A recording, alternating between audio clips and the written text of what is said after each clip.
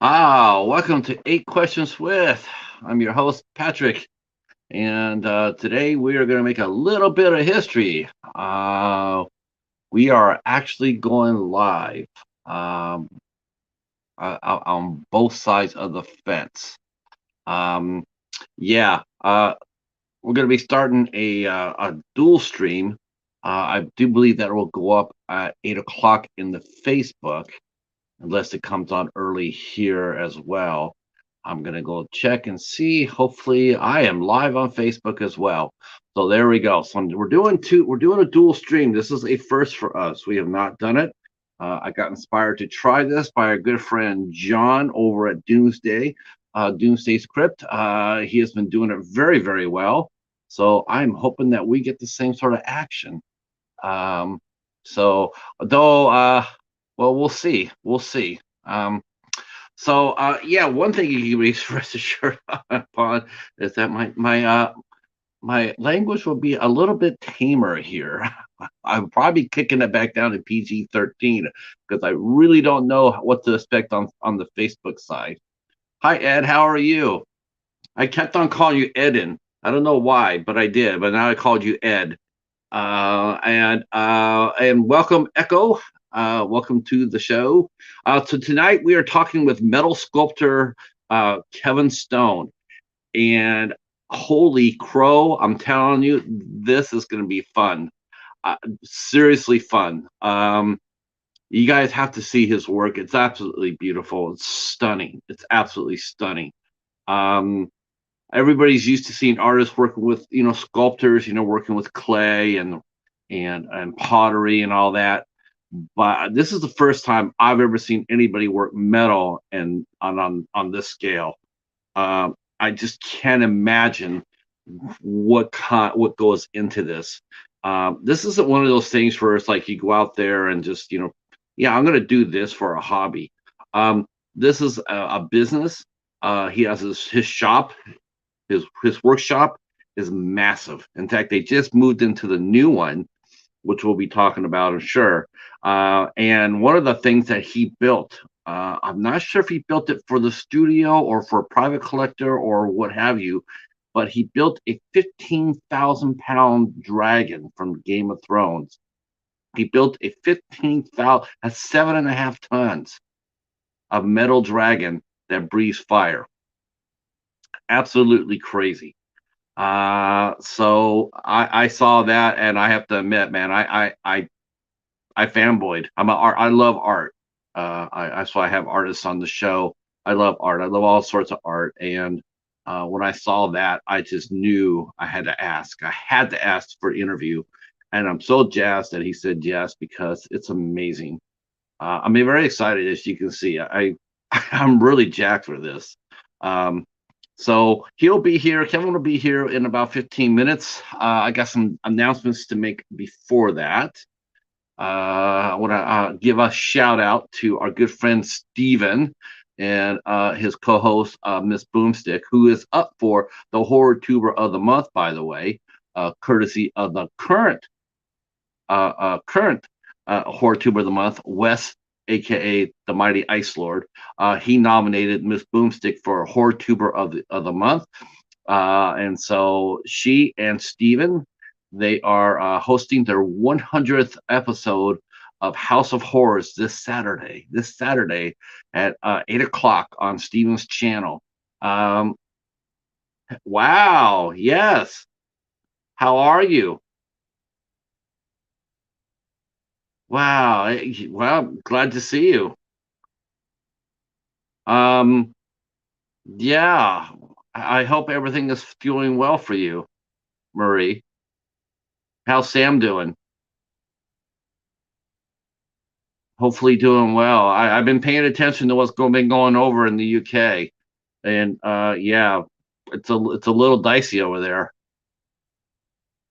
So Stephen and Boom will be on Saturday. There's supposed to be some special guests. Rumor has it the shark will be there. Miss Boomstick, famous shark, will be there as a guest. Um, of course, I don't know sure if it'll move or not, but I know it always moves when I watch. Speaking of that, here's the host of one of the co-hosts of House of Horrors, our good friend Steven in the house. Good, good. I'm glad to hear that. I'm glad to hear that. Um, and some other news. I heard this on the grapevine. I guess they're gonna be remaking or rebooting or whatever the horror franchise. I Know What You Did Last Summer, and I hear that they're gonna be trying to go after the original cast, Freddie Prinze and Jennifer Love Hewitt to come on board. So that'll be that, and Muse Watson is still with us, by the way. Muse Watson, who played the fisherman with the hook, he is still with us. Though I do believe that if they reboot it, they're probably going to have to get another gentleman to do that because Muse Watson's probably in his 70s now. He played Mike Franks on NCIS. He played Jethro Gibbs' mentor, and fantastic role. And oh well, we have yeah. So they're both going to be in it. So I'm not sure what's going to happen. Is it going to be like one of those, I Know What You Did Last Summer, the next generation? Because I mean, I can't really see, the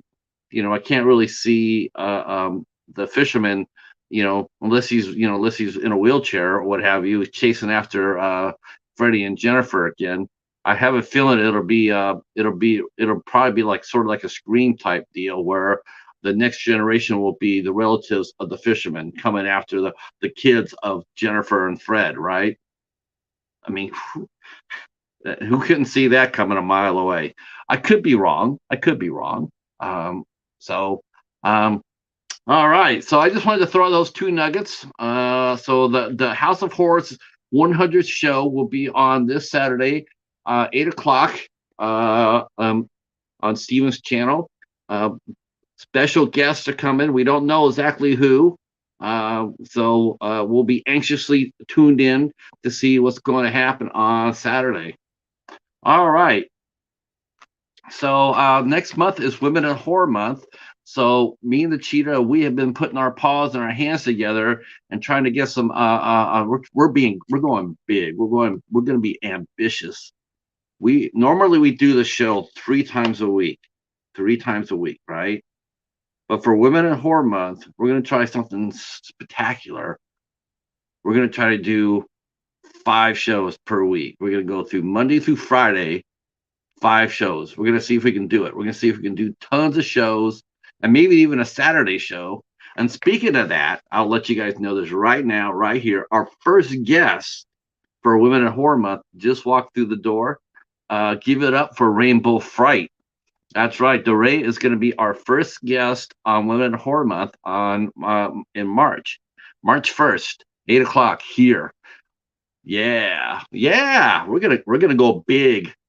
We don't do things small here because we do things big, big. So I'm very excited about that. But before we get there, we are gonna have our wait till you see our guest to lead our pre-guest leading into the show. Yeah, we're having fun here on 8 Questions With. I tell you that right now, we are having fun. We hope that you guys are all going to come and enjoy it. We are just cranking things up. It's going to be a great summer. And so I'll let you know what's coming up on the show. Because we do have a show.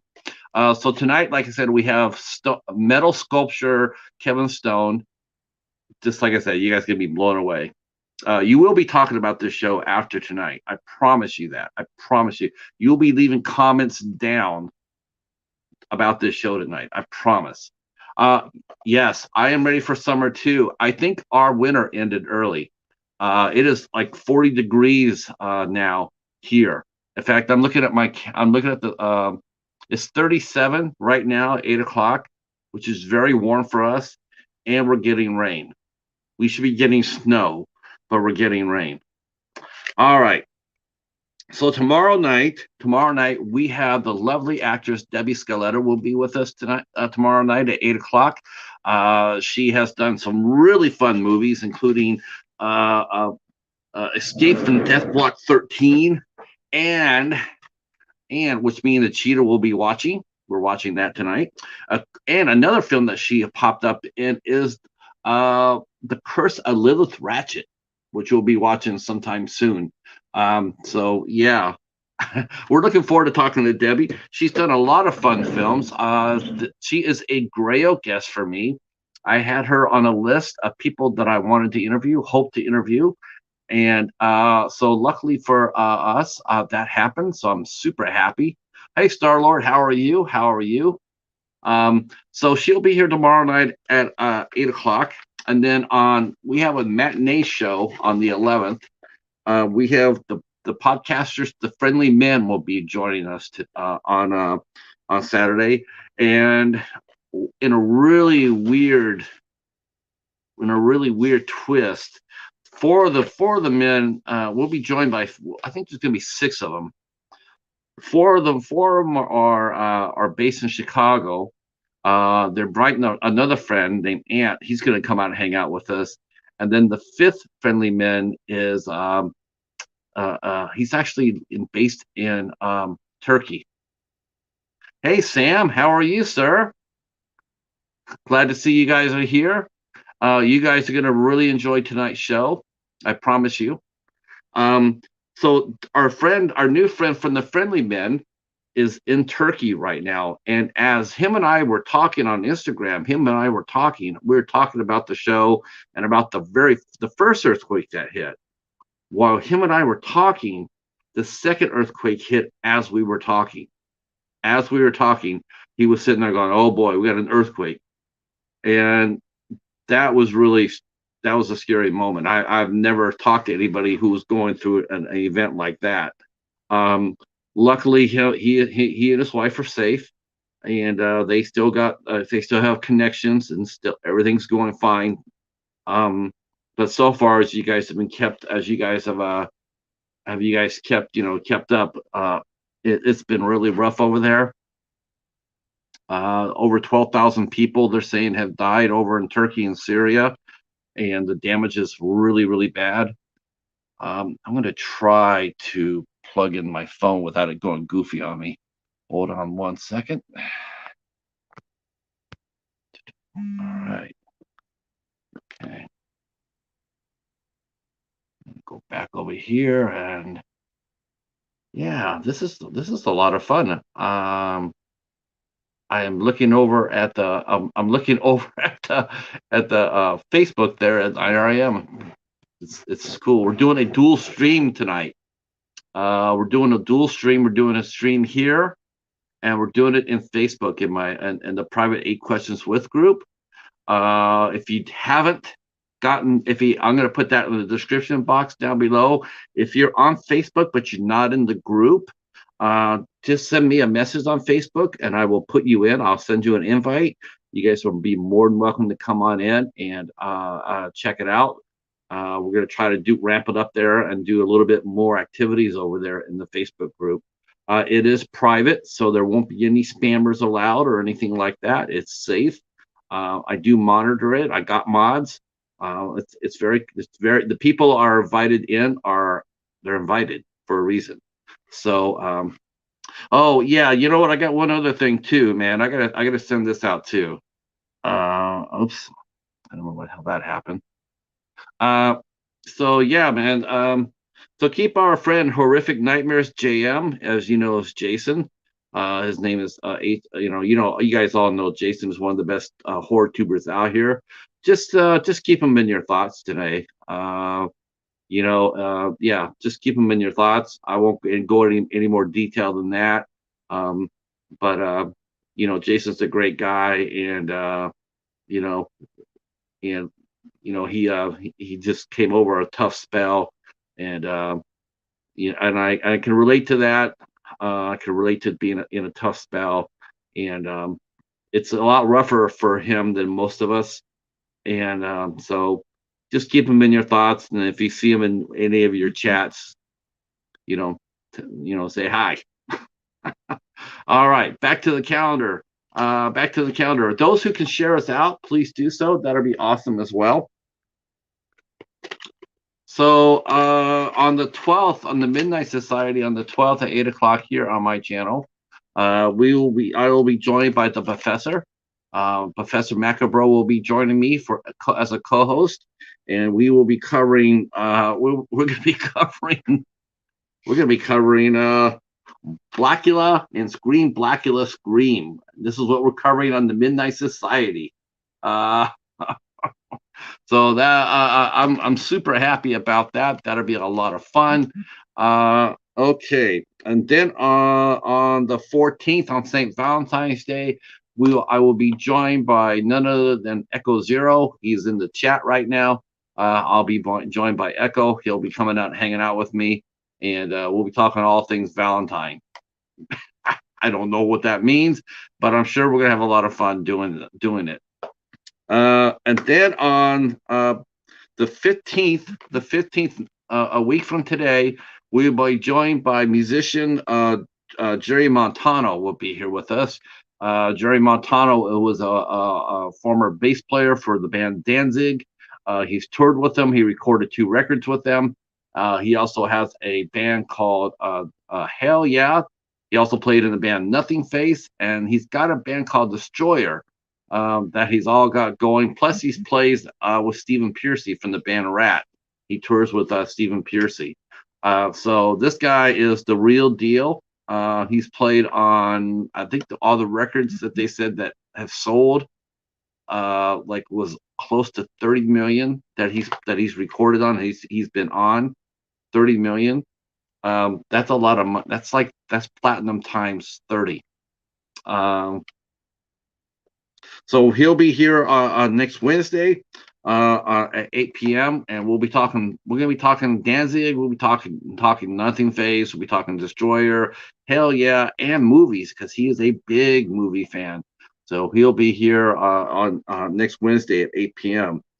And then on the 16th, we had to reschedule Rocky Cartilage to come over and talk to us, and he landed on the 16th. So he'll be here with us on the 16th of February at 8 o'clock. He is one of the co-owners of Ghost Walk Studios and one of those famous Ohio filmmakers. He will be here and talking about all things Ohio films, and he'll be here on the 16th. And then on the 18th, we have a matinee show. We're back. We're doing a matinee show with Hollywood historian Shannon Vieira. All right, our guest is here. So please put your hands together and be prepared to be awed and amazed, like I was, as we welcome in metal sculptor Kevin Stone. Here we go.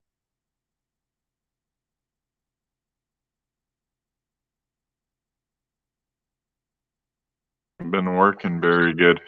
There we go. There he is. How are you, sir? Good. How are you?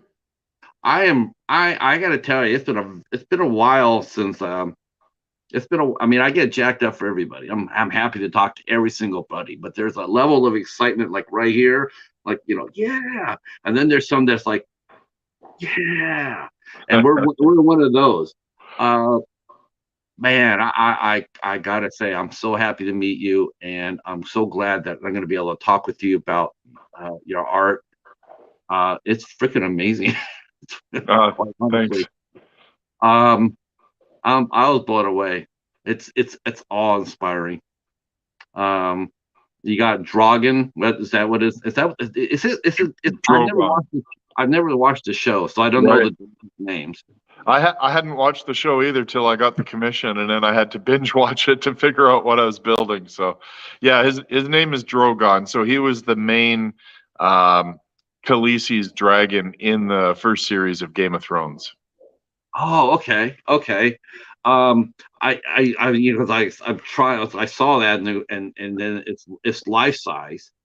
It is, yeah. Well, so I learned a lot studying about the dragon to build him, and they actually shrink and grow based on how much they're fed in the series. So if they're starved, they can get as small as a pet, like a dog, and if they're fed, they can grow bigger than the earth that supports them. So it's a really neat concept that they have for their dragons. And as I posted over the years building him, I got a lot of comments that he's actually not a dragon, he's a wyvern.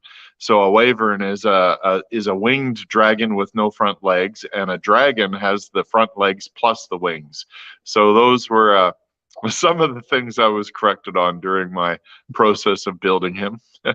Oh, yeah. I always thought pretty much the dragons were anything that breathed fire was a dragon. Right. That's what Yeah. Yeah. Can you see the chat? Okay. I can. Yes. Yeah. Good. Because some people are saying hello to you.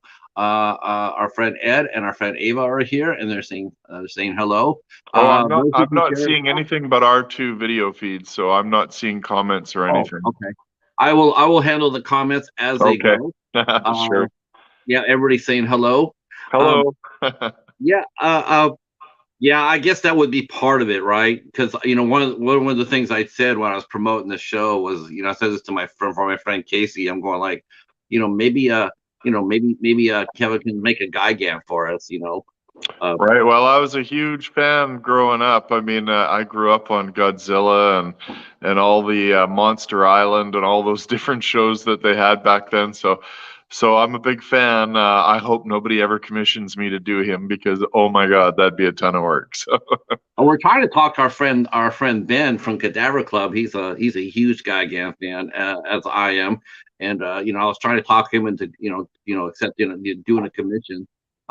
Yeah, we love them. We love them. They have all the cute. They have all the small figures, right? right. Like you have all the figures, the Godzilla ones, and you're going like, those are really cool. And then you saw yours as drogon, and then you're going like, I'm wondering what it would look like. What the hell it would take to build a Gigan? And it would look pretty cool. It would, and make a saw move. Yeah, we were talking today at work about Pacific Rim. How neat it would be to build giant robots that you could walk in. See, this is why you're here. This is why you're here. Because personally, man, I like. Can you which Jaeger would you build? Exactly. Yeah. Who knows? Because I kept on telling the two actors in that movie. I'm going like, it looked like you guys blew up, but we didn't see your bodies. So Cherna Alpha is still with us, as far as I. How could you not be a fanboy and just like get a chance to do something like that and just and get paid for it? I don't know if it was real, but I saw a huge titan of sorts being built in Japan that was able to lift his legs and possibly walk. And I don't know if that ever came to fruition. It was 100 feet tall, and I don't know if that was a gimmick or advertising or if it was a real thing. So. Well, I know that they're going to be released. Japan Toho Studios is going to be releasing a new Godzilla movie themselves this year. Oh wow! Yeah, we all saw that during Godzilla Day. Right. And so they're saying how that was part of the buildup was they're going to do a Godzilla movie, separate from the one that Warner Brothers and Legendary is doing. Right. Sure. So and they did Godzilla Shin, but they didn't have any. He didn't fight anybody. Right. And supposed to be fighting somebody this movie, but we just don't know who it is. Right. As the Echo saying they did build a real life Gundam in Japan. Right. Yeah. Okay. I think that's probably what you saw. Because he said they did get his legs to move. It's a real thing, if I remember right. That would be cool too. That would be cool. It was pretty amazing. I'd love to be part of a project like that. It'd be awesome. Well, you know what? Maybe they need to send them send them some pictures. Yeah. I'm sure if they did, I'm sure they sit there and go like, yes, let's get him. Because I've never seen anybody do what you've done. I've never seen. No, there's there's a few pieces that I've seen that are pretty incredible out there, but they're far and few between. A lot of it comes out of China, to be honest. A lot of the metal sculpture that I've seen that's on a large scale, like I do, I think maybe based on budget and material costs and stuff, a lot of it that I've seen has come out of China, but I haven't seen anybody doing as large a scale as I've been doing. And part of the reason why I do what I do is because of the large scale. I wanted to jump in and do something that nobody else had been doing, nothing that I had seen on such a large scale. And there is a few pieces out there, but you know, a couple of the pieces that I've seen were actually commissioned through either an American or a European artist, but then built in China, where the budget seemed to make more sense for materials and labor cost on anything really large. So you know, I've been offered to farm out my work to have the labor and the materials built in China, but to me, that's not the same thing. Even a lot of people actually ask me if I work with computers and CNC and plasma tables and stuff, and I actually don't. I try to keep my artwork all by hand. So I do anywhere from blacksmithing to kind of old school metal shaping and metal fabrication that you would see building old hot rods and stuff. So I use English wheels and plenishing hammers and power hammers and you know, a sandbag and a hammer and a welder and hand shears and power electric shears, and everything's built by hand. So I don't use computers to design my work, and I don't use computer tooling of any kind. It's all handmade. So I kind of like to stick with that. It's kind of unique, and you know, it's a little more time consuming, a little more labor intensive, but at the same time it's more personal for me and more handmade, and I've always wanted to make handmade art that was kind of equivalent or competitive to casting, you know, like bronze casting and that type of thing, where you can do a really accurate mold and a real, like a soft, work with a soft structure like clay, and then make a mold from it and then do a casting from it and get that realism. And I do like that type of art, and I love bronze statues and castings, but I wanted to try to do it the old-fashioned way and hand shape the metal and still come out with that type of result. So Now, I guess what I really like to know is, how did you get your start in this? I mean, you know, when you know, obviously when you first started out, were you always artistic when you were younger as a yeah, young? I've been an artist since I could walk. You know, I started off very young age drawing cars, and I've always been a car guy since I could walk. Like I literally I grew up in a gas station, and up the road there was a couple of car builders that built hot rods and muscle cars, and so they used to come to the pumps and fill up these cool cars, and so I had a real fetish for cars from a young age, and I used to like the vans. What got me really into art, a lot of it was my dad. I guess my dad liked to sketch and doodle, and he got me started in, like, you know, the early Conan magazines and the vans. You know, when the vans started coming out with all the artwork and murals on the vans in the early '70s, and seeing Conan and the girls of Conan, all of that type of artwork in the monsters. Of course, I'm a huge monster fan. I love drawing monsters. I love creating monsters, and you know, growing up on this old early sci-fi and all that kind of stuff, and Creep magazine and all those different ones that were out back in the '70s, and I learned how to draw from those magazines. So I used to copy them. So I'd look at a magazine and I would take the small picture in the magazine and draw it full scale on a piece of paper and practice at getting better and better and better, and practice the shadowing and stuff. And that kind of, pardon me? Did you trace over, or were you doing it free? No, I was a copy artist. So I would put it on the side, and then I would try to copy it the best I could in a larger scale.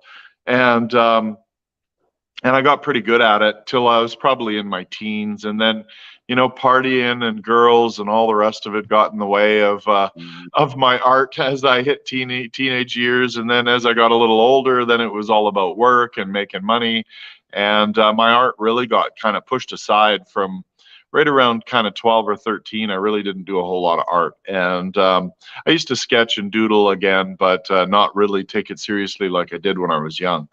And And then I started my career in welding at 19, and went to college and did all my welding trades, and became a welder fabricator. And it was through one of the jobs that I had back in, I guess around 2003. 2003, I was asked if I could build something out of metal, a gargoyle for the roof of a building. And so I was tasked by just using scrap in the shop. It was a stainless steel shop, so it was all stainless steel scrap. And they wanted me to build a gargoyle for the rooftop of the building. And I ended up making the big winged gargoyle that's on my website. And it was, it's just kind of thrown together. I was kind of rushed and nothing real fancy, but it was fun to build, and I really enjoyed building it. And that actually led into my career in art. So what happened was, as I was off work with an injury, and I was at a coffee shop, and we were just talking to some random person at a coffee shop, and my friend showed him a picture of the gargoyle that I had built. And then several days later, that individual called me up and asked if I could build other things and what it would take to build a larger subject that could be built and sold. And that led into my first commission for a big eagle. And I partnered with this guy to do a big eagle and sell it. And then that led into another partner that financed me to do another big eagle and even a big Chinese stainless steel dragon. And then that kind of snowballed into a whole bunch of work. It snowballed into the Dolly Parton job out in Tennessee, and I did What did you do for Dolly? I did a 55-foot eagle out at Dollywood in Tennessee back in 2000, and I want to say 2010 or 11. I did a 55-foot eagle for their Dollywood. Dollywood was putting in their first winged roller coaster in North America, and it was called the Wild Eagle roller coaster, and they wanted a mascot for the roller coaster. So they commissioned me to do a big eagle, and so I ended up doing my artwork. I left my work and did my artwork full time for about 10 years. And then things were slowly, shortly after the Dollywood project, not a lot of people knew about my art, knew about me, and I wasn't getting calls for commissions, and some of the art that I did have wasn't selling. It's a little different from just going out and grabbing a pad of paper and going outside a studio and drawing and painting. I mean, it's not any artist, that works with those materials can do that. I mean, it's like, they're self-contained and they can go in there. With you, it's like, well, yeah, I'm just going to go ahead and build an eagle today. It's just can't do, No, well, most of my projects were anywhere from 1 to 2 year projects, and in varying in cost from 100,000 to 500,000 just to build, and that wasn't something I was in a position to fund. And so they were all based on either having a financial backer to build them or a paid for commission. That's still the case. My artwork is so expensive to build that I can only build based on someone ordering and commissioning me a piece, and kind of pay as you go plan as I build it. So that's generally how I've worked. Is that a little frustrating for you though? I mean, because you want to work more than that, but like I said, it's not one of those. It's not one of those art. It's not one of those disciplines where you can just go ahead and just sit there and doodle with it. I mean, or do you do that, or do you, let's say there isn't anything in the shop at the moment. Can you actually build anything just to fool around with, or just to experiment on, or is it just too prohibitively? Well, I've been, I have to say that I've been pretty blessed. I've been so busy with commissions, especially for the last couple of years, that all my time has been working on customers' projects. So I'm actually I'm working on 3 pieces right now. I'm finishing a 55-foot stainless steel T-Rex that will be it'll be located here in British Columbia, up in Penticton. A fellow businessman from the Cayman Islands who has a summer home in Penticton here in BC has commissioned me to do a 55-foot stainless steel T-Rex. So I'm actually in the final stages of that. I only have, it was a 2-year commission, And I'm probably in the last month or two of work on it. We're building the hips and the upper thighs of the legs right now, and it's almost done. So it'll probably a couple months, and we'll be ready to install it in Penticton.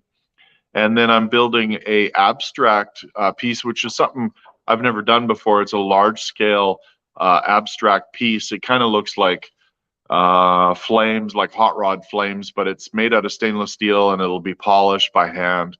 And it's 26 feet long, 26 feet tall and 10 feet wide, 10 by 5 feet, basically. It's kind of an abstract piece. It's called Pearl of the Ocean, and it has a large 48-inch diameter ball at the top that's painted like a pearl, and it'll be going into a home in Cabo, Mexico. And so we're working on that right now. And I know the owner is really anxious to get that piece finished and down to Cabo, probably by the end of February.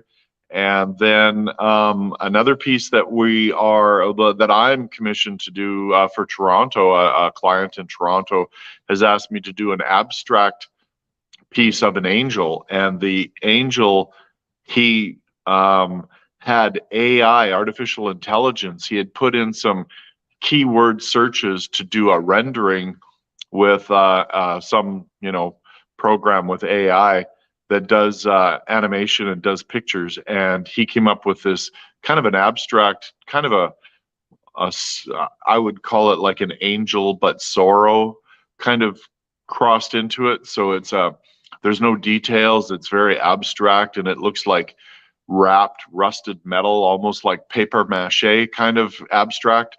And but it's an angel, and it's kind of a sad, kind of a sorrow looking angel, and really challenging project. It's only 6 feet tall and 6 feet wide and maybe 4 or 5 feet deep.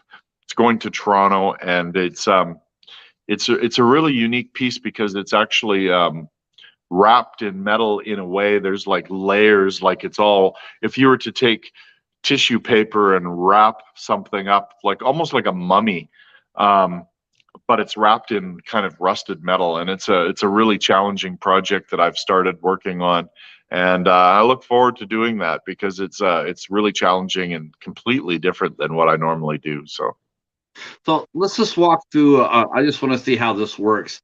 So I guess we'll walk through two processes. One, how about if we walk through like the smaller angel. So someone walks in there and says that, I have an idea. So what goes into it? What's the steps that you do? You sit down with the client. Do you call them clients, or do you call them what do you call them? Patrons? Clients, yeah.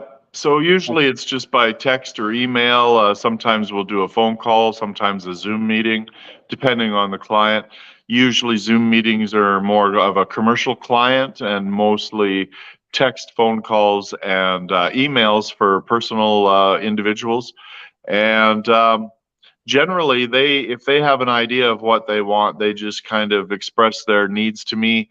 I might do a few sketches or renderings. I might even just hit Google and do some Photoshops and do some picture layering in a photo just to give them an idea of what they're, so we're on the same page. And then generally I just start building. I build out of my head. So once I get a subject in mind, and I know the size that we're talking, then I just scale it up in my head and scale it up with the pieces that I start building. And I literally just start building out of my head. I just grab pieces and start shaping. And if it needs a structural frame, I'll start with that. So, well, this might sound, I'm just curious about this, of course, but how do you negotiate a price for something like that? I mean, they say that.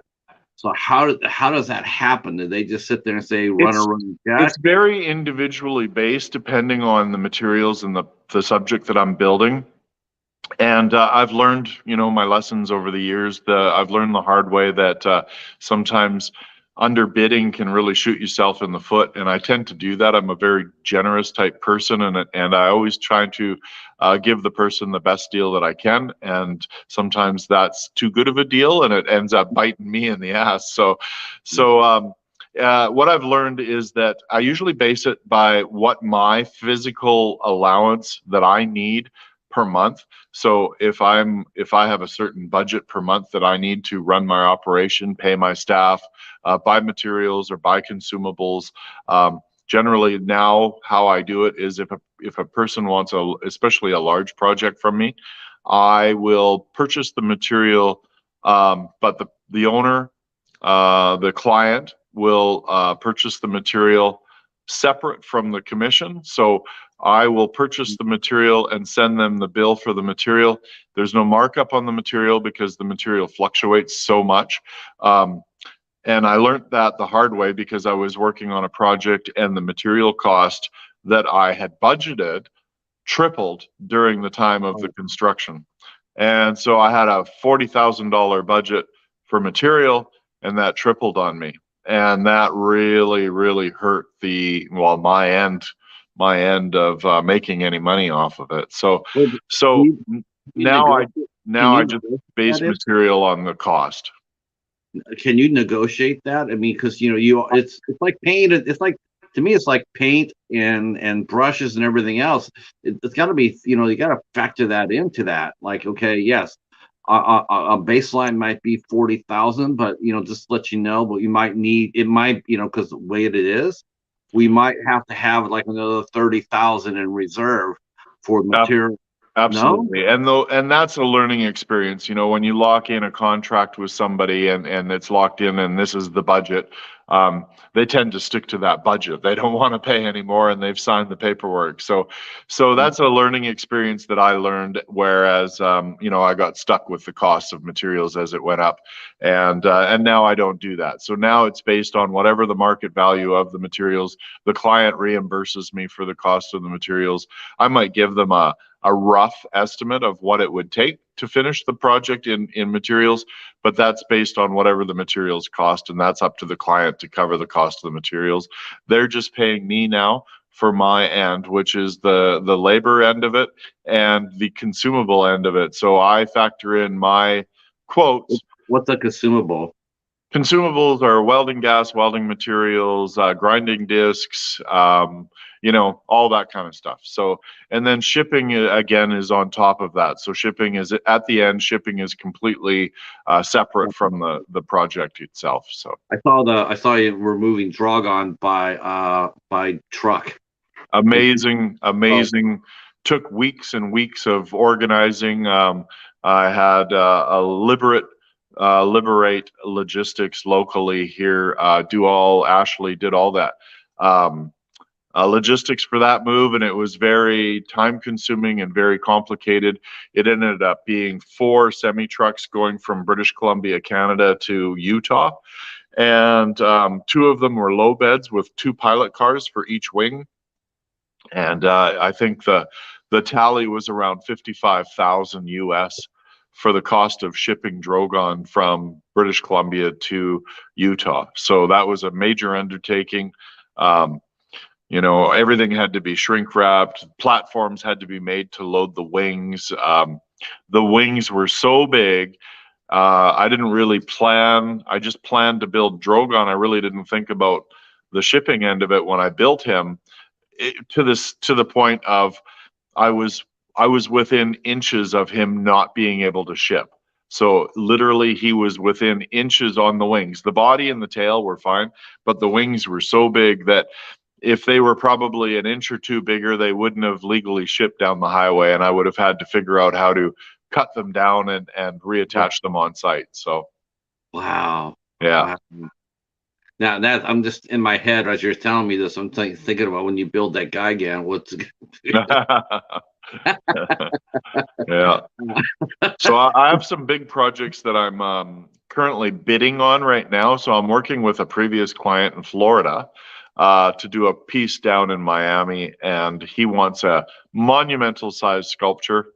So that it's a 3-piece sculpture that I'm bidding on right now for Miami. And bidding on? I mean, are there other people in North America that do what you do? Are there other artists? Not that I know of, not on the scale. But what I mean by bidding is putting a package together for the client to give him an idea of the cost, and for myself as well. I mean, some of these projects are extremely hard to figure out based on, especially when there's three pieces involved. So, it's a three-piece project, and then I have to basically price out each piece individually, and then the logistics of all the materials and all that. So, and then the shipping will be expensive because it's a monumental sized piece going from right across the US, from basically Vancouver, Canada to Miami. So, oh my gosh, so after you, let's just say, like, since we're having fun with them anyway, so we'll have fun with them some more. So let's say I have come up there and I say, Kevin, I want you to do a Gigan for me. yeah. And you sit there and say, hell yeah, I'll do that for free. And then I say, no. Let's make sure you get paid. So anyway, so let's say I do this. Now, you said that you talk to people on the phone. I'm thinking to myself, going like, I would think that there would have to be pictures shown to you. You would have to get an idea what they wanted. And then, like after that, I mean, you started saying how you started building, but it's like you went from point A to point, Z. Tell us a little bit about the internal, like after you draw the piece and you talk to the client. So what happens next? I mean, how big is your team? And what roles do they play? And well, I generally engineer, design, and plan the whole project, and then my wife is my full-time helper. So my wife has been with me for the last at least 12 years, helping me with these projects. She is a lot more involved on the projects themselves. When we started, she used to be kind of my go-to girl. So she would run around getting materials or getting consumables, or if something broke, she'd run out and get the parts to fix it and that type of thing. So she was always running around doing that type of stuff for me to keep me in the shop and working, rather than me having to go run around and find stuff that I needed. And so that was really beneficial to me. And then as time went on, she learned a lot from me, learning how to template pieces and how to shape paper to make the paper templates that I cut the material out of and that type of thing. So she's really gotten really experienced. She has a good eye for shape. She has a good eye for things that, if it doesn't flow or doesn't look right, she can spot those things and make those corrections. And then we just brought on, and I started hiring last year when we got really busy. So I brought on an apprentice, a young apprentice. He was actually kind of like the forklift kid and cutting material at one of the metal shops that I used to go get my material at. And he was a really good, really nice kid. And I thought, he's kind of the perfect kid that I'd like to take under my wing and teach him what I know and teach him an apprenticeship of metal fabrication and welding. And he had already done his C level through high school and wanted a career in the trade. So and just a super nice kid and really kind of an old school soul. He is very dedicated to work. He's never late. He never misses work. He always wants to learn. He always tries hard, always wants to, perfect what he's learning. So he's been really a great asset for Michelle and I, and he's getting very skilled at what I've been teaching him. And so not only are you a skilled artist and a skilled sculptor, but you're also a skilled personnel director. Yeah. Well, I had a crew. I've in the trades. I've had crews under me of up to 200 people. When I was in the shipyard, I had 200 union employees working underneath me as a senior lead hand.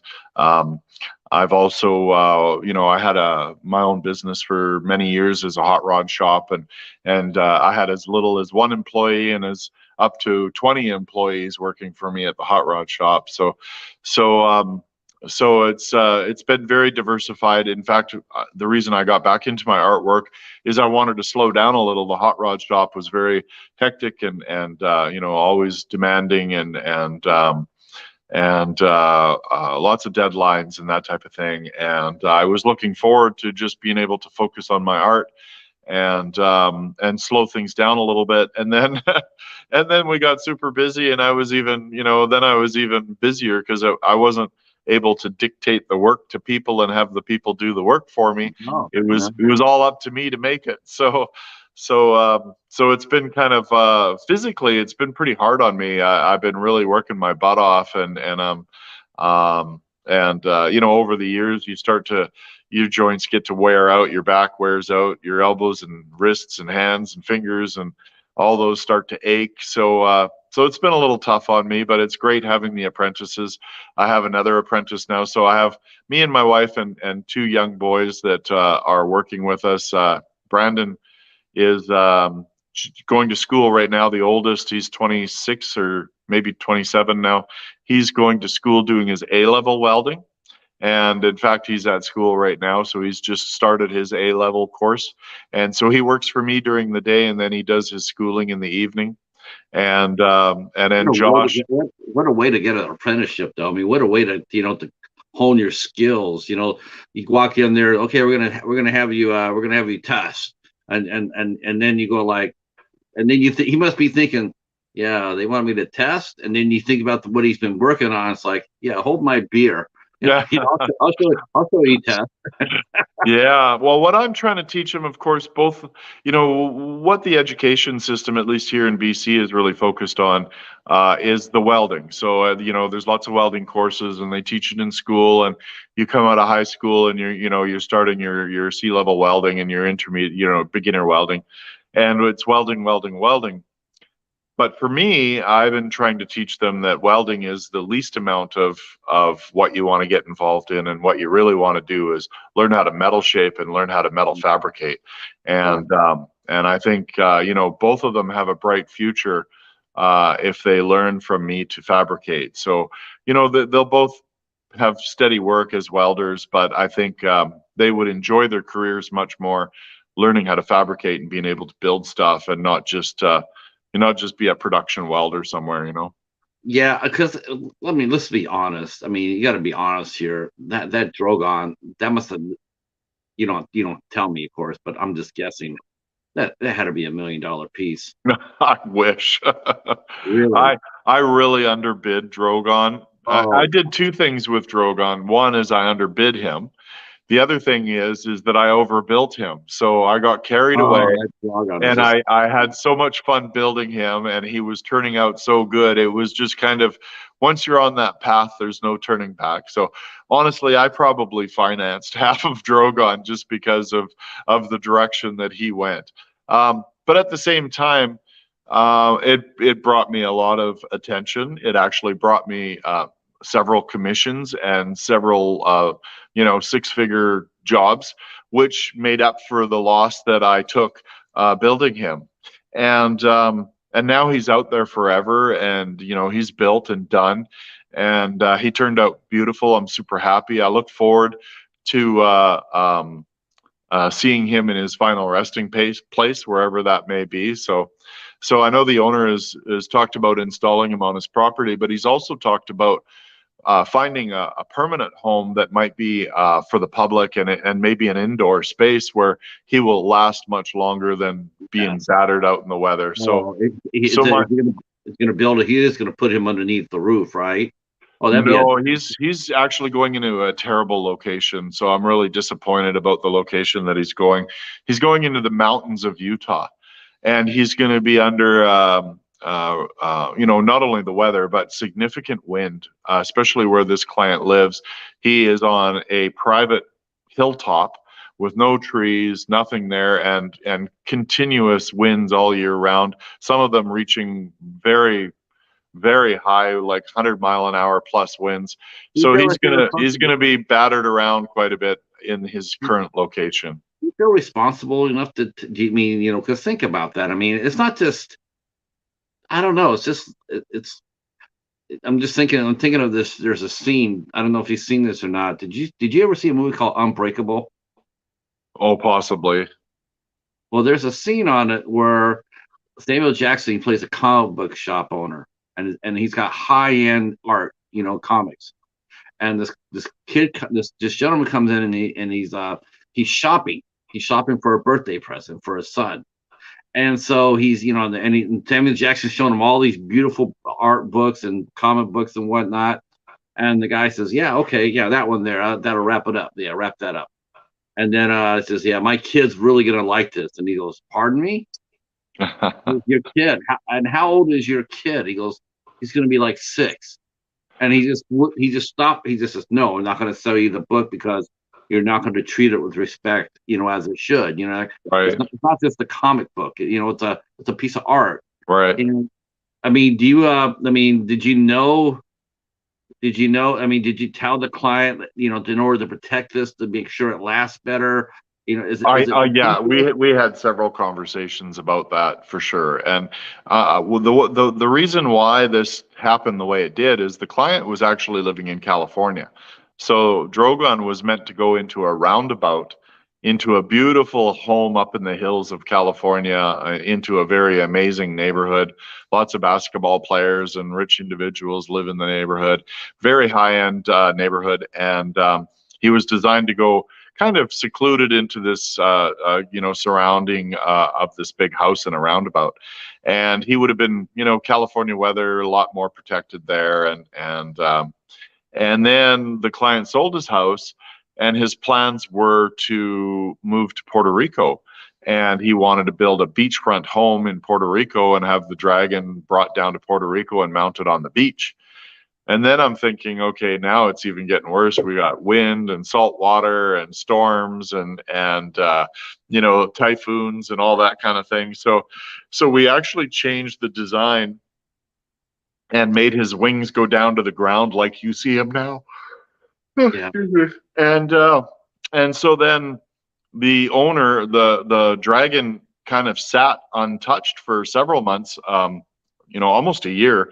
I picked away at him, but I wasn't like in full-time mode on him for about a year because the client sold his house and was living with his family on a yacht in Miami and sailing up and down the coast of Miami, learning how to sail on the yacht, living on the yacht, and didn't have a home for Drogon, and then was planning to have an architect design and build a home in Puerto Rico. And we're talking 2 or 3 years before the home was built. So there was no panic to finish Drogon. And then they all got sick of living together on the boat and pulled the trigger and bought a home in Utah, just like that, flip. So then it was a bit of a push for me to, probably the last 3 or 4 months, I did a big push and got Drogon wrapped up and shipped down to him. So it sort of breaks your heart. You sort of that's what I mean. It's the same scenario as I just told you. It's like, wow, it just breaks my heart for you, because I can imagine how many man hours went into that, and not a little amount at that, and then have that's for sure. It was one of my most challenging projects to date, for sure. So walk us through a normal day inside your shop. So it's Monday morning. What time do you get up? What do you do? When do you go to the shop? What's the process? Well, a normal work week is 6 or 7 days a week for my wife and I, and we work 8 to 4:30 every day. Usually at the shop between 7 and 7:30 to open up and be ready for the guys to start working. I'm usually working before they show up. They're usually there right on the clock, so 5 minutes to or 8 o'clock, they're in there and ready to work. So they're never usually late. They're never usually really early. So, but they're great kids, and they work hard, and they are both willing to learn. They can take critique very well. I can be very impatient sometimes, so I've always been working on that. I'm very knowledge based, and then when I'm showing them something, I want them to pay attention for one thing, and understand what I'm showing them, and then I'll go back and check on them and make sure that they're doing the process that I've asked them to do. And generally, it's just we have so much work. We just tackle whatever's in front of us, and And generally Brandon, my welder, he's usually got lots of welding ahead of him. In fact, right now I have weeks and weeks and weeks of him TIG welding ahead of me.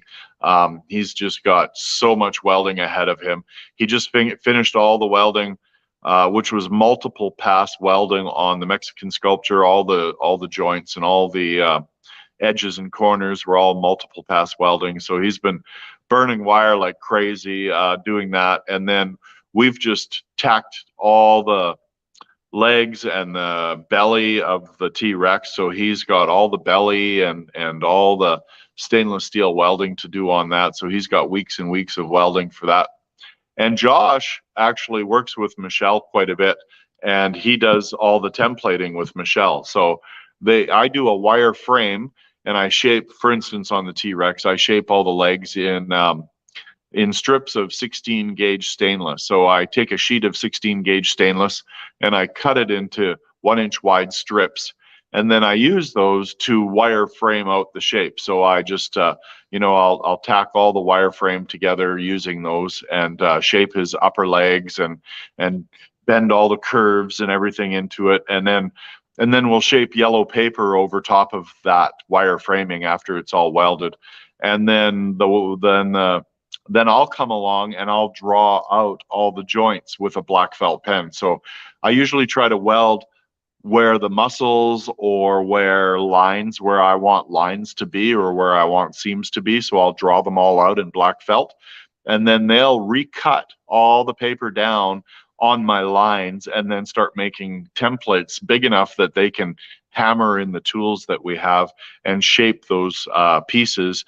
And then once those pieces are hammered and shaped, we'll clamp them into place and and then each piece that's clamped into place, Brandon will come behind them and tack them into place. And then we just keep that process going until the entire piece is built. So do you have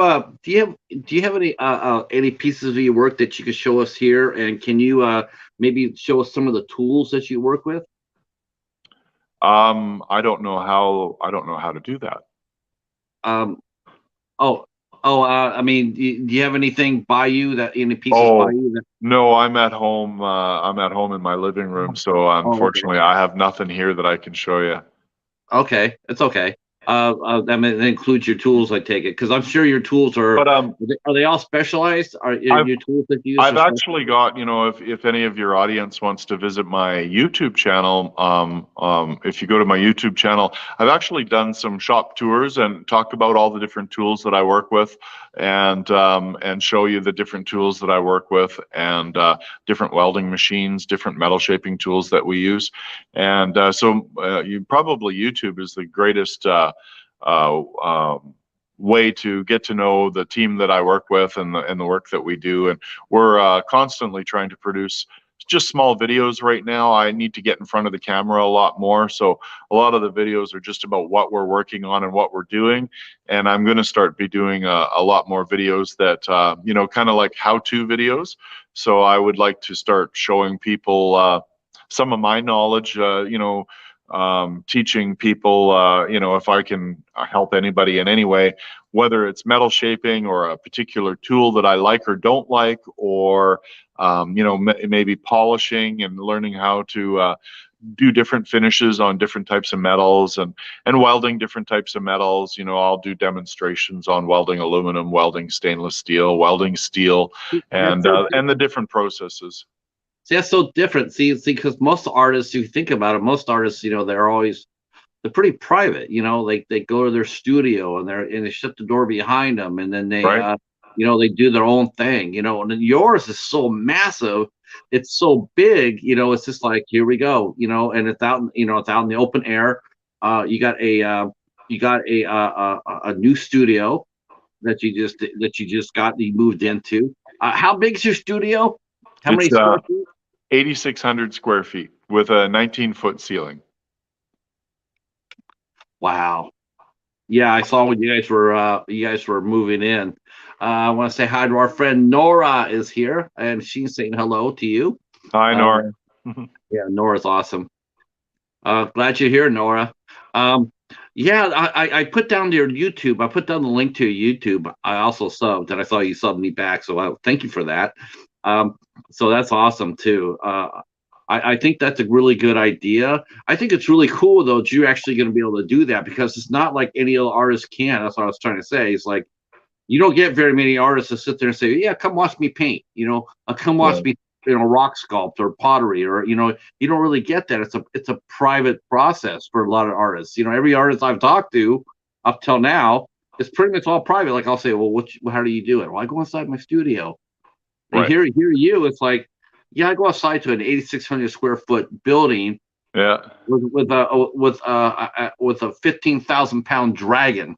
It's like, Well, I don't know if you know, but I also do high school tours and college tours and trades tours. So we always try to encourage the young people to get into the trades and to get into welding, metal fabrication, or art. And so for many, many years, my wife and I have had a open door policy where many of the local schools bring their classes in to tour our work and to talk to me and ask questions about what we do and what we do for a living, and to see our art in person. And just recently, I've been invited to come to some of the local high schools and local trades colleges and speak about what I do and to offer advice in the classroom for the students. So I'm planning to do a little more of that this year. And now that we're in our facility, and I know there'll be several high schools that are looking to book tours this year. And the only thing I can say is hopefully I have lots on the go when they come to see, because last year was phenomenal. My studio was so full of work, but you could hardly walk in it. And so we had several classes that came.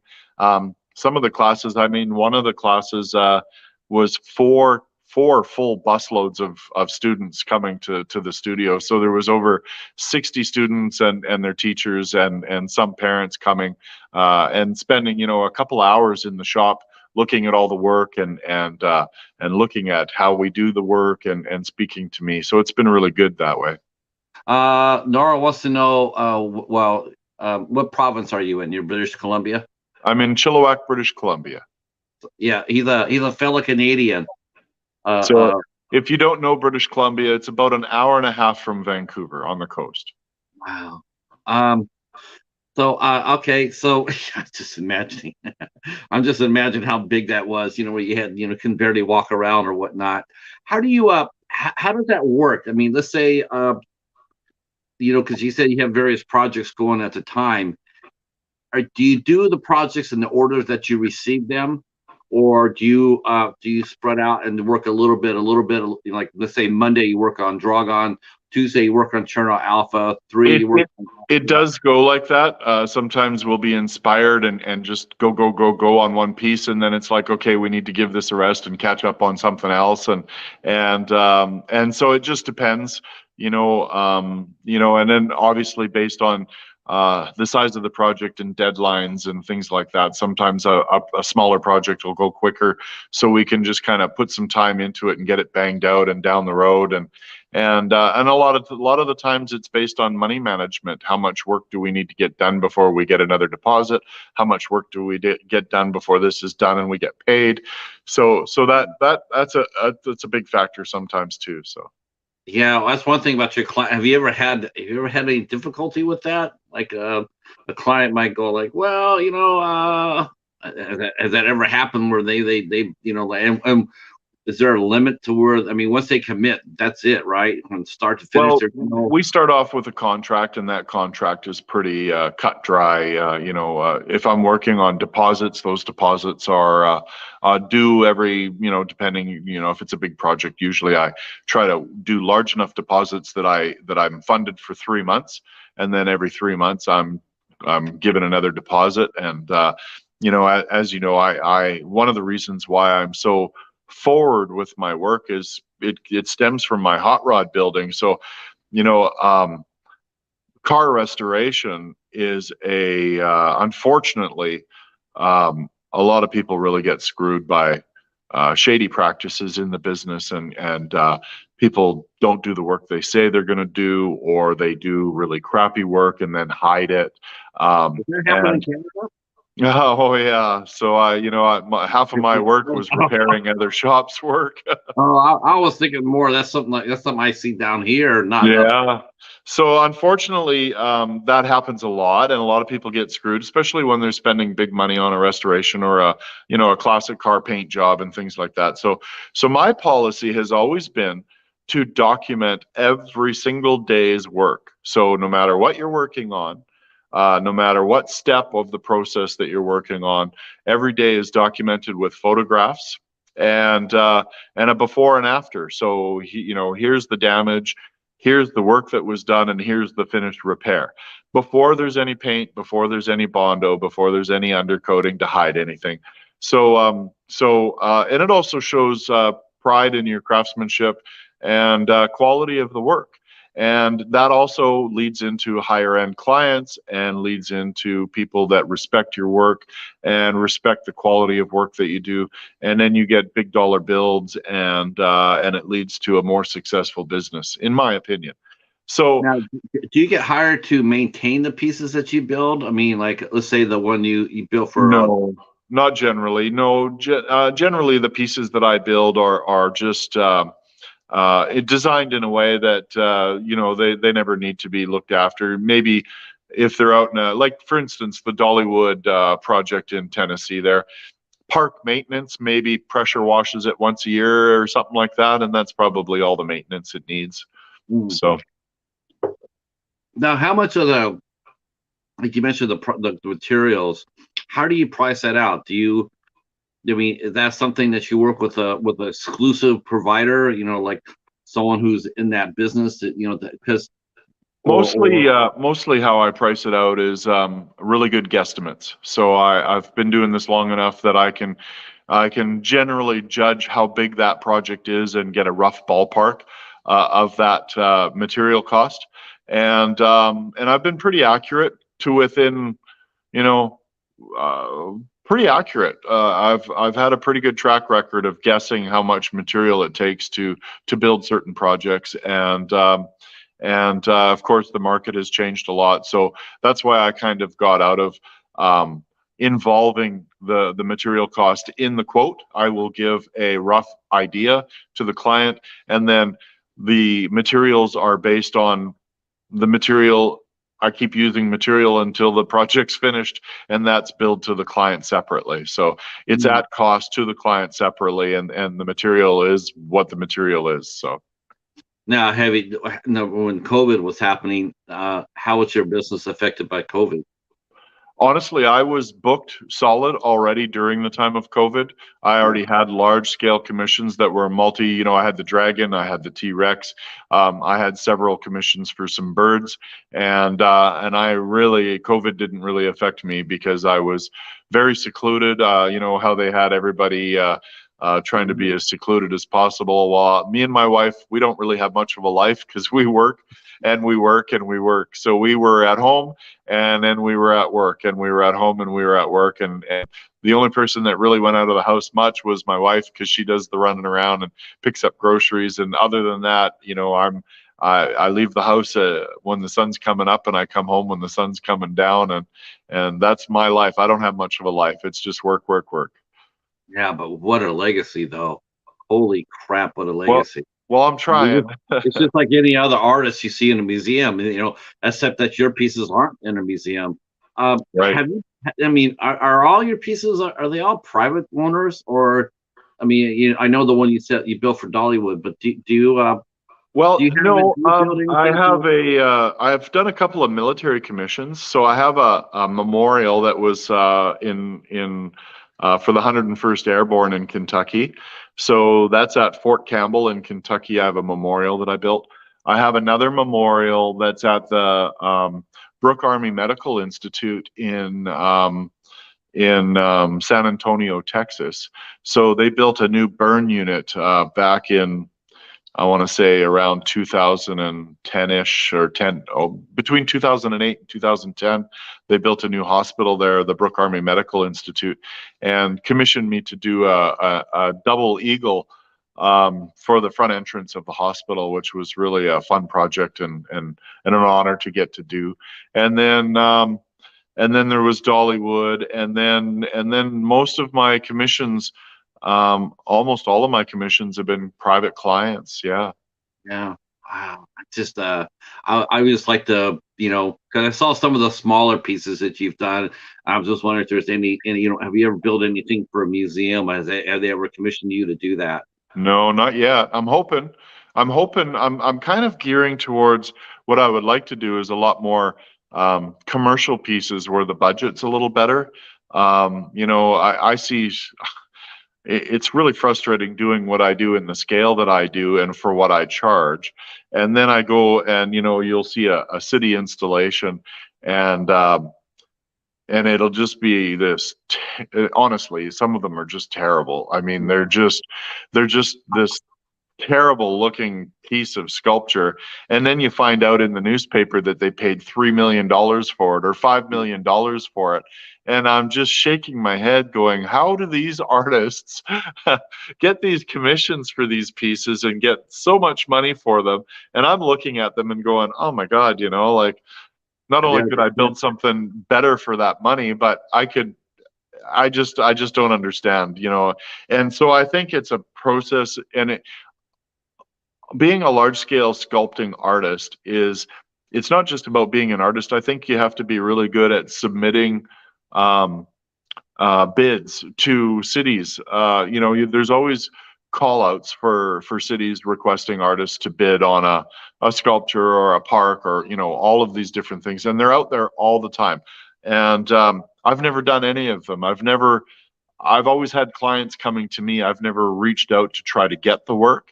And maybe that's what I'm missing out on. Maybe these places, they have to go through, not only that, you're up against all these other artists with all these amazing ideas, and there's so many gifted artists out there, and so many gifted artists have such incredible ideas for artwork that it's a real challenge to put a submission in to a board. Let's just say it's a bunch of board members from, say, the city of Austin, and they're wanting to have a piece installed in some park, and they have 150 artists all submitting applications and artwork to try to win the bid. And then they've all these different budgets and all these different ideas. So it's a very challenging process, and it's something that I've never really gotten into or tried.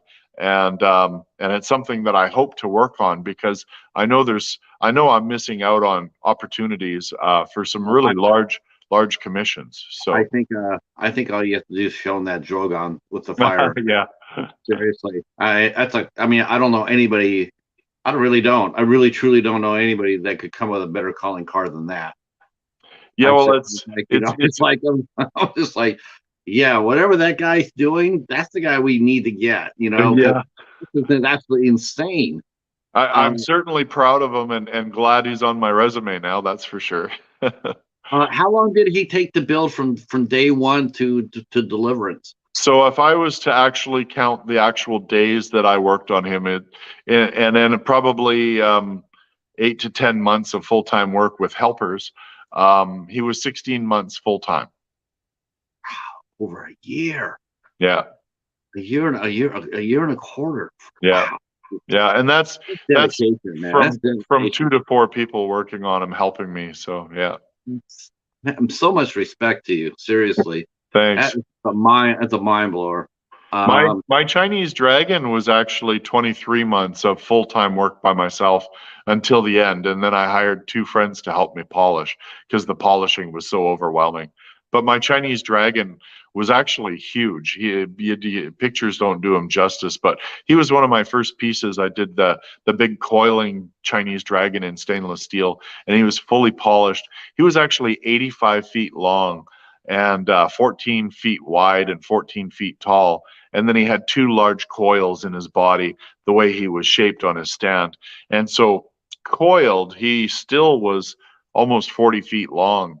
and that took me the better part of 2 years, and that was a very I was a little younger. I worked a little harder. I worked a little longer. Many of my days were 15-hour days working on that dragon, and I worked 7 days a week for 2 years on him. I think I took one weekend off to go camping with my kids in the summer, and the rest of the time was full-time work trying to not only get it done, but try to really throw out one of the most impressive pieces that I could build at the time, and do something that nobody else had been doing. And yeah, so I always wondered how, if ever, would I top that. And then Drogon came along. So now I'm at Drogon going, how, if ever, am I ever going to top that? Yeah, we already know the answer to that. Thank you. Do we need to say it again? Maybe you could do a small Gigan. Maybe. Right. And maybe like 3 feet, maybe. And the funny thing is the T-Rex isn't as impressive as a big dragon, in my opinion, because everybody loves dragons and the wings and it shoots fire and and all that. But the dragon that I'm building or the T-Rex that I'm building right now is actually considerably bigger. I would say 30% bigger. He's probably the biggest piece I've ever done. So he's huge. How many pounds is he going to weigh? 17,000 pounds of stainless steel. Oh, man. Yeah. Maybe the Chinese can build a balloon for you. Yeah. What was your? I just want to know what was your wife's reaction when you told her that this is something you wanted to do instead of repairing cars? Well, I was already deeply involved in building my Chinese dragon, and had an eagle and a T-Rex, a small little raptor kind of sculpture on display at my house when we met. So she kind of was thrown under the bus with me building the artwork when we met. So we've been through a lot together. Financially, things got tough for us when I was building my artwork, and we were kind of in a position where, what do I do? Do I take all my tools that I've been building my artwork and use them as a hobby, because I'm a kind of a car guy, hobbyist car guy, and just have a hobby garage at home and go back to work? Or do I take all those tools and start a business with them? And that's when we chose to open the hot rod shop. And it was really good for us. It gave us a successful business for 10 years and a growing business for 10 years. We built competitive show cars for 10 years, won a lot of trophies, won a lot of car shows with my work. Was really proud, took the same passion that I have in my artwork to my car building, tried to build really high level competitive cars. I got to be at car shows with the likes of Dave Kindig and Chip Foose and, Gene Winfield and people like that. So it was really a really awesome chapter of my life. And if it hadn't been for my artwork, I'd still be doing cars. But my artwork started to take off, and it was kind of that choice, like, do I take that choice? Do I take that leap of faith and pursue my dream of large scale art? Or do I just keep doing cars and be another car guy that's out there, Yeah. Was there a singular moment for you, Kevin, that you just knew this is it? This is what I wanted to do? Was it one too many? Was it one too many car fixes? Seeing some client come in with a bad job, and you just got frustrated with it, no. A part of it really, honestly, was some of the clients that I had in the car business, I felt just didn't appreciate the work that went into the cars, and they would whine about little bills and little silly things, and it just would kind of take the gas out of the motivation. You're building this beautiful show car and doing unique things that nobody else is doing, and building cars that are better than the average person, and then the client picks about a little bill or a little something on the bill, or just little things that were so petty that would take the wind out of your sails and just be like, you know what, piss on this. And it happened a few times, and I found it frustrating, and it's part of business. I mean, all businesses like that. I even get clients that are, maybe not the greatest, even in the artwork world. There's clients that just, you know, I don't think they understand the work that goes into these projects, and it's all based on they're used to just paying their bill and getting their product, and how fast can they get it, and they don't really understand the logistics, the work, the labor that's involved in creating these pieces, and Well, it is. I'm gonna go on record for this. I know you can't do it, but I can. I can get away with this. But to the guy who owns drogon, take care of that. Don't Yeah. let that get, protect that. Don't Yeah. let that get put out there. I mean, if you had enough money to pay for it, then you have enough money to protect it. And don't let it get out there, and don't get it weathered. Don't let it get beat up. Don't, protect it. Yeah. Don't be that guy. And so that's to the guy in Utah when he hears this. Yeah, And it is a sad situation, because that piece could look like a destroyed piece in 5 years. It could, if it's not looked after, it could be rusty, and it could be wind damaged, and it could be, who knows, right? So maybe for Christmas you can send him a little can of WD-40. yeah, that's right. Yeah. So right now, how many active pieces do you have going on in your shop? How soon is the T-Rex going to be wrapped up? Really quick. So that's a spring install. So March, April, I should be installing it in Penticton. Yeah. Do you do the installs, or once generally I will do the installs? I was expecting to do drogon, and the owner decided he didn't want to pay for my time to come out there, so I was really disappointed in that. Actually led into kind of it was so disappointing, it was almost friction. I was just like, you know what, screw you. You're willing to pay some welder to come out to your facility that knows nothing about artwork and try to put together my piece, but you won't pay for me to come down there and pay me that's worth my time. And I wasn't charging him a bundle, but I wasn't going to come down there and do it for free, and he basically expected me to come down there and do it for free. So I had a little friction with him, and that was kind of the end of our relationship. So unfortunately, I won't be getting to see Drogon installed or overseeing the installation of it. And it's a shame that so I can say this again because I can, but it's a damn shame the guy's such an asshole.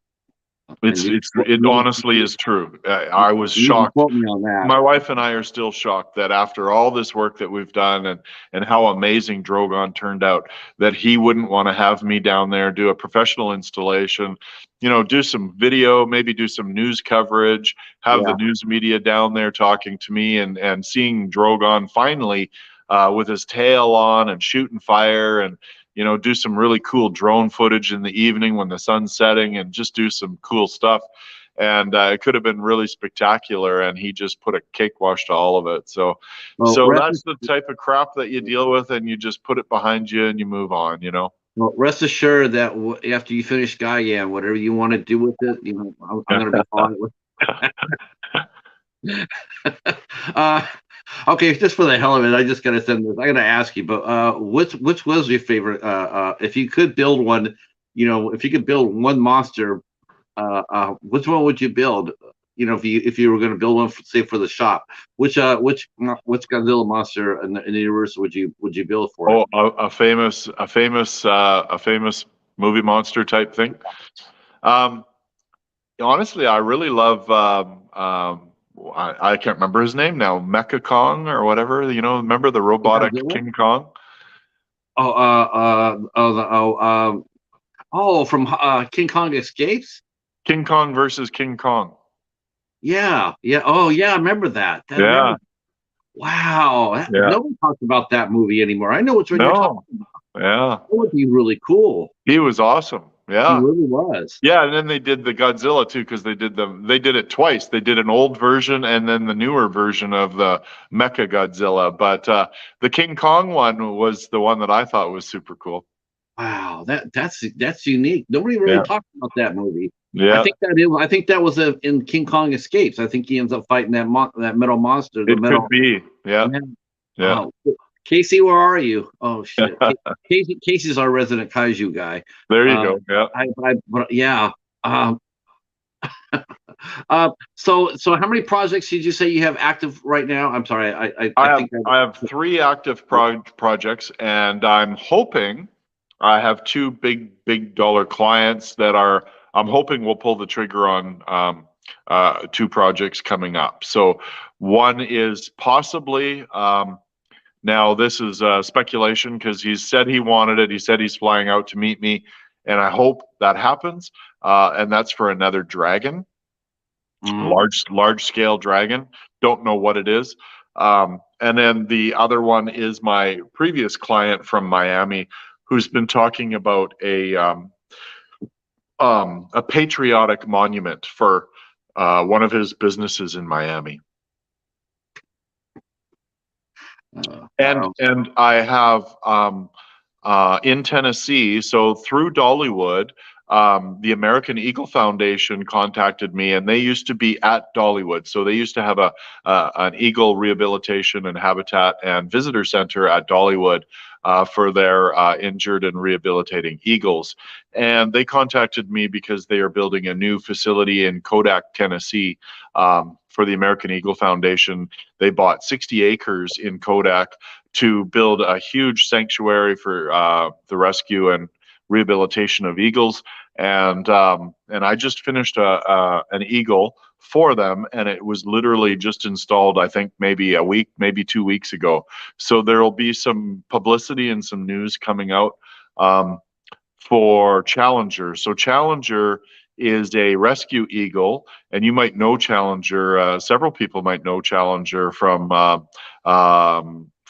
American sports. So Challenger is 20. I think he's over 30 years old now. He was rescued in the 80s, and he was trained to fly in stadiums. So he's the only eagle that ever flew in stadiums for baseball games, football games. When they did the national anthem, Challenger would be released, and he'd fly over the audience and really a patriotic theme, and then he'd land on his handler down on the floor of the stadium. Right. Yes. Yeah. We all have seen him. Yeah. Echo has mentioned it's Mechanic Kong, and he debuted in the 1966 Kong cartoon. Then made his live action debut in King Kong Escapes. Wow. There you go. I nailed that. Yeah. I nailed that. All right. Yeah. I'm in full kaiju mode right now. There you go. So what do you do when you're not working? I mean, we When talking I'm not, about well, I'm work. a big. I've got to be something you got to do. When I'm not working, I'm working. So I really love building custom cars, and I have a couple of my own personal projects. And unfortunately, I haven't been able to work on a car for years. Literally, I've been sitting on project cars and staring at them and dreaming about them and buying some parts for them, but I haven't been able to work on them because I just haven't found the time. And it's pushing myself to make myself work on them. But after working kind of a hard day of 8 or 10 hours building sculpture and doing metalwork and thinking about hanging around the shop and spending another 3 or 4 hours to do more metalwork, just hasn't motivated me. And I'm sure I'll get there. I have a really amazing car that I've been building over the years. It's a '54 Buick, and I tried to start building a show car when I was at the shop. And then I brought it home because the shop was busy. And then and I've been dragging it around with me since I think I took it apart in 2017. And I'm building a twin turbo LS 6-speed manual mini tub custom chassis 54 Buick. So that's slowly getting pieced together. And then I just went out in the summer. Michelle and I drove to Saskatchewan and bought a 1970 Cuda, and it's more of a project car as well. So I got to do all the metal work on it and put it back together. But I really I'm a kind of a car guy through and through. I love tinkering on cars and restoring cars and just a car guy. Speaking of that, I was just wondering, at the work. I mean, what kind of injuries do you run across working in your field? I mean, have you ever been seriously hurt doing this? Yeah, I don't know if I can show you through the camera here. Let me see if I can. Oh, I just got to figure out how to show you. Hang on there. I don't know. Oh, just a sec. I'll get it. I'll figure it out. Twist my arm a little bit. So starting here on my thumb, I opened my arm up all the way down. Whoop, I'll move it through my tattoo, down through my tattoo, and it's about it's over 12 inches long, and I put a zip disc on a grinder, a cutting zip disc on a grinder through my arm, getting close to 10 years ago, I guess now. It was about 2013 or 2014, and I had 66 stitches and 55 staples to close up my arm. And yeah, that was a doozy. And I almost lost the ability to use my right arm, which I'm right-handed. And it went right over my tendons, went right over all my arteries. But luckily, it must have been just the right angle that it only opened up all my skin and a little bit of muscle and nerve damage, but it didn't take out my tendons and it didn't take out any major arteries, even though it bled a lot. So I was really, really, really lucky on that one. Yeah, yeah, yeah. I yeah, I could see that. I mean, that would be absolutely terrifying. Echo's letting us know a little bit more information. There was also a Mecha King Ghidorah and kind of a Mecha. You're right. Yes, I remember that too. Yep. And well, Gigan he's more like a cyborg, so he would be metallic. I don't remember the robot's name. There was the robot that fought everybody and did karate, and I can't remember his name either. There was a Jet Jaguar was in Godzilla versus Megalon, and then you had Ultraman. Ultraman, yeah. And he had his own show for a while too, I think. So yeah. Oh, he's Ultraman's still going on strong. Oh, really? Yeah, he's still very popular in Japan. Yeah. And then you had Zone Fighter, who came on when Ultraman was canceled, and then he ran for a year.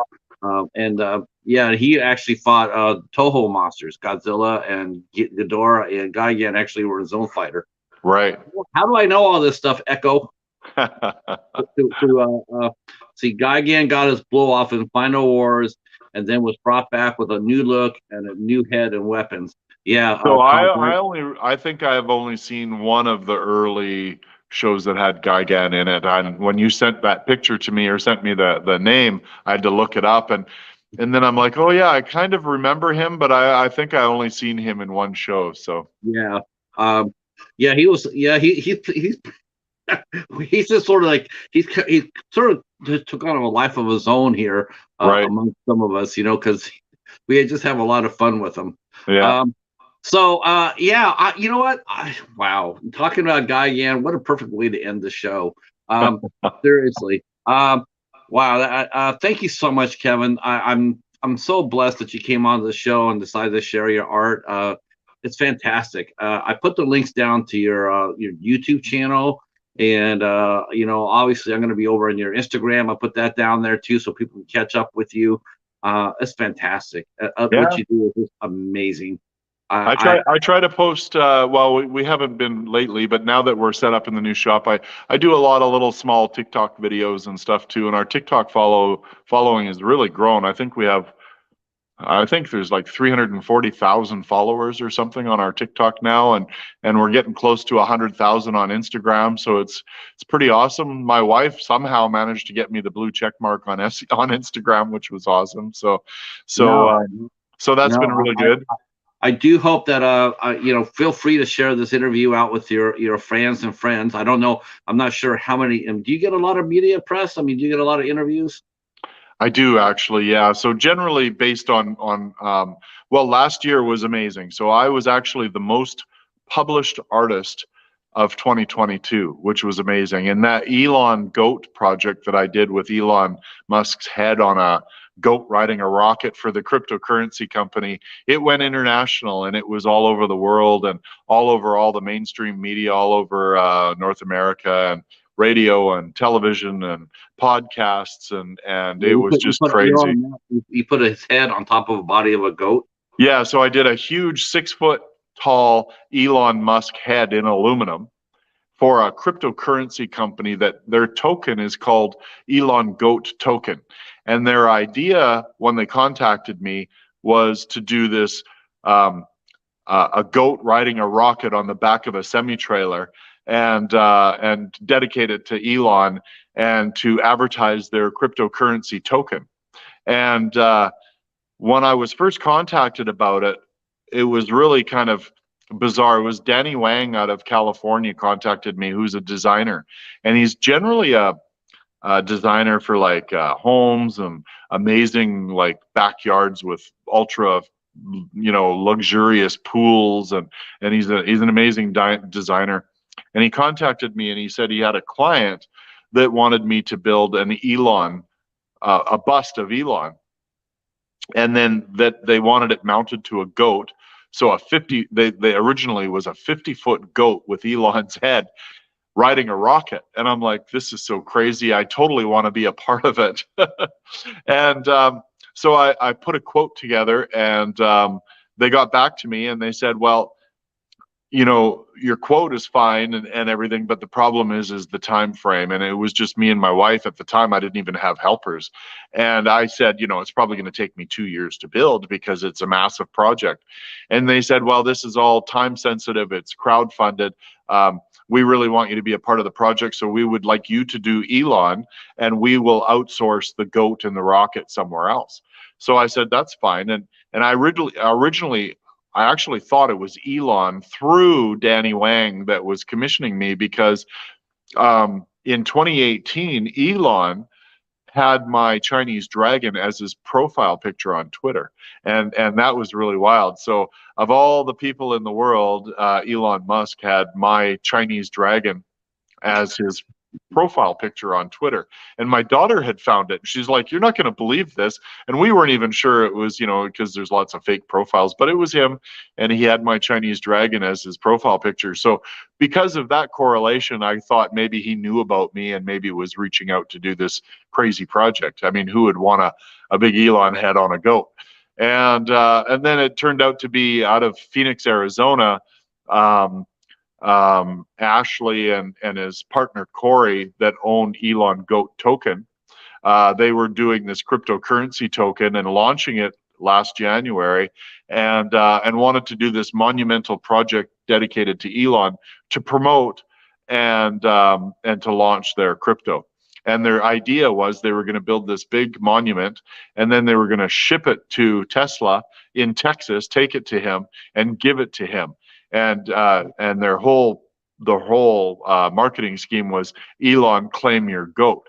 And so that whole process, after they actually succeeded. I finished the head, they built the rocket and the goat, and they mounted it to a semi-trailer and started driving it around and advertising. And they took it to Tesla and tried to give it to him, but nobody was there, or he didn't come out, or I don't know what happened. Like they were just hoping he was there and that he'd come out and acknowledge them, or they could leave it there. It's a lot of money to spend. There's a lot of money to spend just to hope that somebody come out there and say, yeah, that's cool. The project was well over 600,000 US to build this, and they took it to him to give it to him. And it just never happened. So they brought it back. Then they did a big Christmas toy drive for children. So that was really successful. I think they raised $50,000 in toys for kids over Christmas for the Phoenix area. And now they're planning something new, and they're going to be touring it again in the spring here. And I know they just did a big Twitter bird. So they're doing a Twitter bird, which will probably be mounted on the trailer along with Elon Goat. And but for us, for Michelle and I especially, it was unbelievable how much media attention we got for that project. I mean, it was on the Wall Street Journal, it was on Fox News, it was in Israel, it was in Turkey, it was in Africa, it was I did a radio show in Ireland for it. I was in all the local television here in Canada and CBC radio, and I mean it was just one thing after another all year long. And then right after that, we were in the news for Drogon, and then we did a bunch of news and media for Drogon. Yeah. And then there's more news and media coming up now for the bird in Tennessee for the American Eagle Foundation. And then I'm sure my big T-Rex will probably be in the news shortly when we're ready to unveil it and install it in Penticton. So Yeah, so I guess it's been a bit of a that's great. whirlwind for sure. Yeah, because I mean, every time you do a reveal like that, I'm sure that just brings on a lot of people, that want something as cool as that, Surprisingly, I'm surprised I don't get more inquiries. I do get inquiries, and a lot of them, they just never pan out. And I've always said to my wife, it's kind of like the car business.